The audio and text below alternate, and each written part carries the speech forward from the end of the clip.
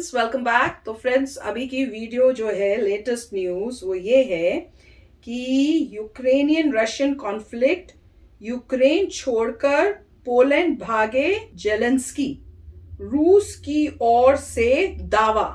तो रशिया ने ये दावा किया है कि वो वहां से भाग गए हैं। अब कितना सच है कितना नहीं तो पता ही नहीं हमें। न्यूज देखी थी मैंने, उसमें कहा था कि यूक्रेनियंस ने इसको डिनाई किया है। अच्छा, वो कह रहे ऐसा कुछ नहीं है। तो फिर वो दोनों तो तरफ से कंफ्लिक्टिंग वो तो होना ही है, वो तो होना ही है कि रशिया तो बोलेगा कि भाग गए हैं और ये बोलेंगे नहीं। अब मेन है कि क्या ये प्रूफ कोई दे सकते हैं कि वो वहीं पर हैं। अगर तो वो प्रूफ दे दिया कि हाँ यहीं पे, तो उससे पता चल जाएगा। पर दूसरा एक और एंगल ये भी है कि कहीं रशिया की ये कोई चाल तो नहीं हो सकती तो पता करने के लिए कि वह यहाँ है कि नहीं है, और है तो फिर हम इनको ढूंढें। और एक्चुअली में तो जब तक ये कैप्चर नहीं होंगे तब तक ये कह नहीं सकते ना कि हमने इनको मतलब हम जीत गए हैं। तो दोनों एंगल से सोचने की बात है। पर देखते हैं इस वीडियो में, पता करते हैं कि क्या मतलब न्यूज है। वीडियो शुरू करते हैं। वीडियो शुरू करने से पहले अगर आप चैनल पर नए हो और आपने अभी तक सब्सक्राइब नहीं किया है तो जल्दी से पहले सब्सक्राइब के बटन और बेल आइकन को क्लिक कर लो ताकि आपको हमारे सारे न्यू वीडियोस के नोटिफिकेशन मिल जाएं जैसे हम अपलोड करें। अगर आपको वीडियो पसंद आता है प्लीज लाइक एंड शेयर। चलिए शुरू करते हैं। और इस वक्त की बड़ी खबर आ रही है यूक्रेन से। यूक्रेन के राष्ट्रपति जेलेंस्की के देश छोड़कर भागने की खबर है। रूसी मीडिया के हवाले से इस वक्त की बड़ी खबर आ रही है कि यूक्रेन के राष्ट्रपति वोलोदिमीर जेलेंस्की यूक्रेन छोड़ करके भाग गए हैं। अगर भाग गए होंगे तो मतलब भाग गए हैं। दरअसल कीव पर रूस का शिकंजा कसता जा रहा है। आसमान से लेकर के जमीन तक कीव की घेराबंदी हो चुकी है और ऐसे में खबर आ रही है कि जेलेंस्की यूक्रेन छोड़कर भाग गए हैं। और इस वक्त हमारे साथ हमारे सहयोगी कृष्ण मोहन मिश्रा जुड़ चुके हैं। कृष्ण मोहन, बड़ी खबर यह आ रही है कि जेलेंस्की भाग गए हैं। अब देखना यह होगा कि ये खबर सच है या झूठ, लेकिन अगर ये सच होता है तो युद्ध के खत्म होने के आसार बढ़ेंगे। देखिए, इसको हम फिलहाल यही सोच के समझ के चलते हैं कि ये खबर सच है। रूसी मीडिया इसको दिखा रहा है। अगर ये खबर सच है तो उसकी दो चीजें बिल्कुल साफ हो जाती हैं। एक तो कीव पर जो हमला करने के लिए रूसी सेनाएं आगे बढ़ी थी और अब ये लग रहा था कि कीव पर बड़ा हमला होने वाला है। वो हमला अब नहीं होगा, वो बर्बादी नहीं होगी, सिविलियन कैजुअलिटीज नहीं होंगे, शहर तबाह नहीं होगा। ये बात तय है क्योंकि अगर जेलेंस्की वहां से निकल गए हैं तो ये लड़ाई, यूक्रेन वाली लड़ाई खत्म है। अब उसके बाद रूस अपने हिसाब से वहां पर पॉलिटिकल सिस्टम डेवलप करेगा जो 2013 से पहले था, जो पहले होता था, जिसके बाद ये पार्टी जिसको न्यू नाजी पार्टी रशियंस कहते हैं, जो न्यू नाजी मेंटालिटी वाली है, उसकी जगह अब रूसी अपने हिसाब से सरकार बना सकते हैं। नंबर 2, रेजिस्टेंस के लिए जो फाइटर्स हैं, जो नेशनलिस्ट फाइटर्स जिनको नाम दे रही है मीडिया, नेशनलिस्ट फाइटर्स अलग अलग पॉकेट्स में रहेंगे।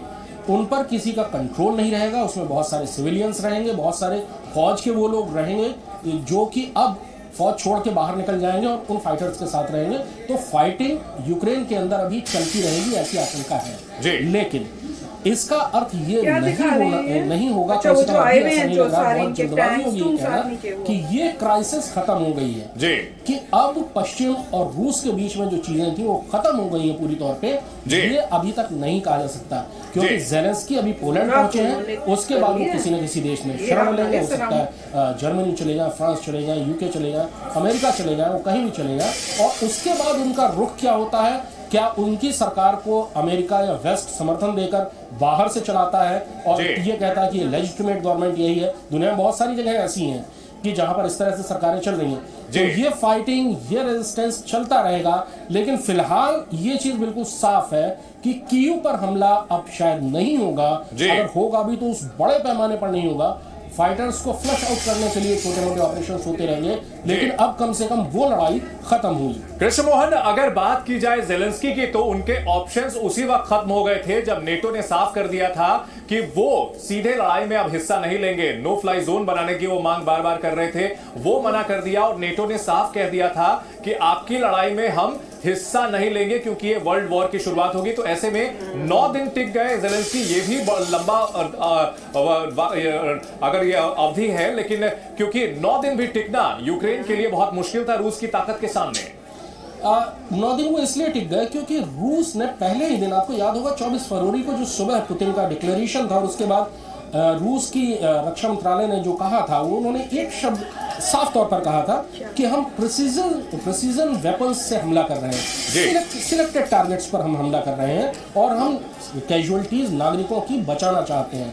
रूस या कोई भी मुल्क जो कि रूस के बराबर ताकत का है, अगर चाहे तो कोई एक शहर जैसे कीव जैसा शहर उसके सामने टिक नहीं सकता है, खास तौर पर जब उनका एयर डोमिनेंस हो चुका हो, यानी यूक्रेन की जो हवाई ताकत है वो खत्म हो चुकी हो, एयर डिफेंस की ताकत उनकी खत्म हो चुकी हो, तो ऐसे में अगर बाहर से मिसाइलों का बराबर या फाइटर जेट्स का एक बहुत बड़ा हमला किया जाए तो बहुत आसानी से शहर तबाह हो सकता है, लेकिन उससे बहुत लंबी कैजुअलिटी होती है, यूक्रेन की नागरिकों की बहुत कैजुअलिटी होती, और रूसी इस चीज को बचाना चाहते थे कि वो, क्योंकि वो पहले से ही पूरी दुनिया के निशाने में है।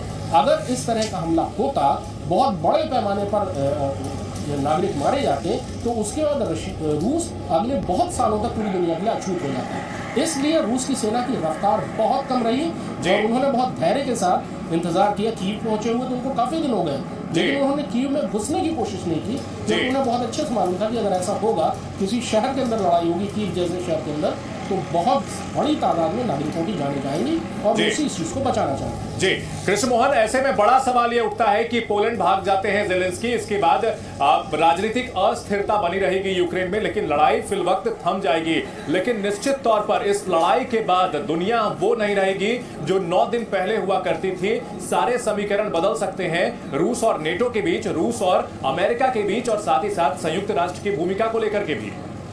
देखिए, अभी ये चीज़ कहना बहुत मुश्किल है कि आगे चीज़ें वेस्ट इसको किस तरह से लेगा, अमेरिका इसको किस तरह से लेगा, और दूसरे देश जो इस समय रूस के खिलाफ हमलावर हैं, उन पर हर किस्म के बैन लगा रहे हैं, वो किस तरह से लेंगे, क्योंकि रूस ने अपनी कार्रवाई नहीं रोकी है। ज़ेलेंस्की कीव छोड़कर भाग गए हैं। ज़ेलेंस्की को विदेश में कहीं पे भी आसानी से शरण मिलेगी और वहां से वो रूस का विरोध जारी रखेंगे। दरअसल पश्चिमी देशों को एक बहुत शानदार मोहरा मिला है, जिसके जरिए वो रूस पर अपने हमले बहुत तेज कर सकते हैं। जी, रूस अपने पसंद की सरकार यूक्रेन में जरूर बना देगा, लेकिन अस्थिरता यूक्रेन में बनी रहेगी, क्योंकि जो रेजिस्टेंस फाइटर्स हैं वो अंडरग्राउंड हो जाएंगे, उनमें सैनिक मिल जाएंगे, उनमें नागरिक लोग मिल जाएंगे, उनमें पैरामिलिट्री मिल जाएगी, और वो अलग अलग पॉकेट्स में रशियंस को हरास करते रहेंगे, रशियंस को परेशान करते रहेंगे अलग अलग जगहों पर। तो फ्रेंड्स, लग तो यही रहा है कि ऑलमोस्ट मेरे को कि यूक्रेन जो है वो हार ही गया है। अब ये नहीं पता कि ये छोड़ के जा चुके हैं पोलैंड या किसी और जगह पर, कि वहीं पर हैं। अब ये तो उनको बात करके उनको कोई स्टेटमेंट देनी पड़ेगी। अगर स्टेटमेंट नहीं आती तो मैं तो कहूंगी फिर तो जा चुके हैं। अगर तो वो स्टेटमेंट देते हैं कोई जिसमें दिखे कि वो जैसे पहले दे रहे थे कि मैं यहाँ खड़ा हूँ, या वो प्रोसेस सिंपल है कि अगर रशियन फोर्सेस ने कीव को पूरा घेरा कर लिया तो वो उसके जो सेंटर जहाँ पे गवर्नमेंट बैठती है कीव में, वहां तक जाएंगे। अगर वो उस गवर्नमेंट तक पहुंच गए और गवर्नमेंट में उनमें जहाँ पर भी मेन सीटिंग होती है वहां चले गए और वहां के पूरे कम्युनिकेशन उनके पास आ गए, ब्रॉडकास्ट उनके पास आ गया, तो वो डिक्लेयर कर देंगे कि कीव हमारे पास आ गई, मतलब पूरी कंट्री हमारे पास आ गई। सिंपल। वो कहेंगे यहाँ पे चाहे मिस्टर ज़ेलेंस्की हो या नहीं हो, सब फर्क नहीं पड़ता, उनको सिर्फ जाना है उस सेंट्रल गवर्नमेंट के हेड ऑफिस में। एक बार वहां पहुंच गए तो उन्होंने डिक्लेयर कर दिया हम जीत गए, एंड ऑफ स्टोरी।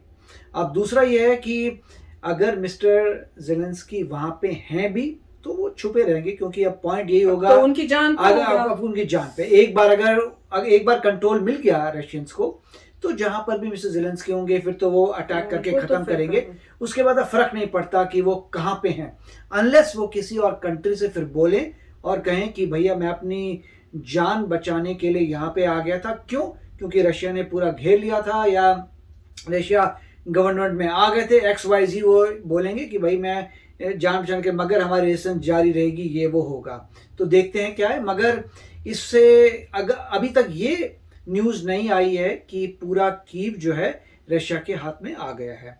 जब वो न्यूज़ आ जाएगी तब गेम ओवर है, क्योंकि कैपिटल एक बार आपके हाथ में आ गई तो खत्म। और ये फोरकास्टेड था कि रशिया इतनी बड़ी कंट्री है, वो तो पता ही, मेरे को पता है, इसका पहले ही पता चल गया था। जब शुरू में ही बाइडेन ने बोल दिया था इनको कि आप छोड़ के आ जाओ, तो उसी से मुझे पता चल चुका था कि इवेंचुअली ये बात होनी है। इसलिए उन्होंने कहा कि उससे पहले कि ये सब हो, आप पहले ही छोड़ के आ जाओ, कि इतनी लड़ाई झगड़ा करना है कि रिजल्ट यही होगा। पर इन्होंने कहा था कि मैं छोड़ के नहीं जाऊंगा, मैं तो लड़ूंगा। पर रशिया इज वेरी स्ट्रांग, और आपको आपके पास जो है वो उतने, ना तो आपके पास उतनी आर्मी है, ना आपके पास वेपन्स हैं, तो आप कैसे फाइट कर लोगे? कंपेयर टू यूक्रेन रशिया बहुत स्ट्रांग है, बहुत स्ट्रांग है। और वैसे भी रशिया जो है कितनी कंट्रीज को वेपन्स देता है, सोफिस्टिकेटेड, तो पॉइंट ही है। तो ये तो ऑब्वियस था, और इनको भी पता होगा, यूक्रेन में भी सबको पता होगा। पहले मिस्टर पुतिन को लग रहा था कि वो कुछ घंटों में या एक दिन में कब्जा कर लेंगे, अब उसके बदले एक वीक हो गया बस। क्योंकि उन्हें ये नहीं पता था कि सिविलियंस भी जो हैं वो भी खड़े हो जाएंगे, तो उनको पहले लगा था कि मिलिट्री वाली जगह जैसे बता रहे हैं कि वहीं पे बस स्पेसिफिक टारगेट करके हो जाएगा, पर जब सिविलियंस आए हैं तो मुझे लगता है सिविलियंस और उनकी आर्मी में भी फाइटिंग जो भी की है, यूक्रेनियंस ने की, आर्मी ने भी अच्छी फाइटिंग की है, तो उसकी वजह से मेरे ख्याल से एक वीक तक उन्होंने अपने आप को मतलब बचाया है। अब देख लो अब आगे क्या होता है, तो टाइम ही बताएगा, पर इवेंचुअली ये तो सबको पता ही था कि ये न्यूज तो सुनने को मिलेगी। तो चलो फ्रेंड्स, अब ये देखेंगे कि ये वाकई अभी वहां पे हैं कि नहीं। अगर वहीं पर हैं तो फाइटिंग कंटिन्यू रहेगी, अगर जा चुके हैं तो फिर उससे पता चलता है कि इवेंचुअली जो है वॉर जो है, लड़ाई का जो एंड रिजल्ट था वो क्या है, वो तो पता समझ आ ही जाएगा। तो चलो फ्रेंड्स, चलते हैं, मिलेंगे नेक्स्ट वीडियो में बहुत ही जल्द। Till then please take care and bye bye. तो अगर आप मेरे इस चैनल पे नए हो तो जल्दी से सब्सक्राइब के बटन को हिट करो और बेल आइकन को क्लिक करो, ताकि आपको मेरा जब नया वीडियो मैं लगाऊं आपको उसके बारे में जल्दी से पता चल जाए।